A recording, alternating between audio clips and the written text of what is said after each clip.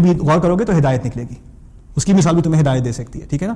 تو ایک دیکھی حقیقت ہے اور ایک اندیکھی حقیقت ہے۔ اب اس بات کی طرف اشارہ کہ جو قرآن پر ایمان لے آئے اس کو پھر وہ چیزیں نظر آنی شروع ہو جاتی ہیں جو عام لوگوں کو نظر نہیں آتی، اس کی سوچ بدل جاتی ہے۔ ایک چھوٹی سی مثال اس سوچ بدلنے کی میں آپ کو بھی دے دوں۔ آپ چل رہے ہیں رستے میں، اب ٹیکساس میں تو کیونکہ ہماری گھاس کی کچھ کمی ہے، درختوں کی کمی ہے، لیکن کہیں آپ کو گھاس کا کوئی پیچ نظر آ گیا، گھاس اگ رہی ہے، آپ کے دماغ میں کیا خیال آئے گا؟ کوئی بھی گھاس کو کوئی بھی دیکھتا ہے کہتا ہے اچھا گھاس ہے، اور کیا سوچنے کی کیا چیز ہے، گھاس ہے۔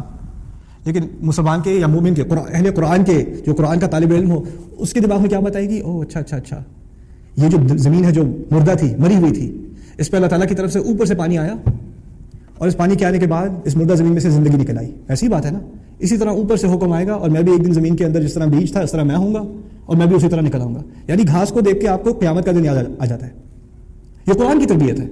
قرآن کی تربیت ایسی ہے کہ آپ کسی مجمع میں بیٹھ کے مسجد کے اندر کوئی درس سن رہے ہو تو ٹھیک ہے اللہ کی یاد ہے، لیکن اگر قرآن کی تربیت واقعی ہو گئی تو آپ گاڑی چلا رہے ہیں اور آپ کے سامنے سورج غروب ہو رہا ہے تو پھر وَفَلَا أُقْسِمُ بِالشَّفَقِ وَاللَّيْلِ وَمَا وَسَقَ وَالْقَمَرِ إِذَا اتَّسَقَ، آپ گاڑی سپیڈ سے چلا رہے ہیں تو پھر کَلَّا بَلْ تُحِبُّونَ الْعَاجِلَةَ، اب آسی اوپر آسمان پہ آسی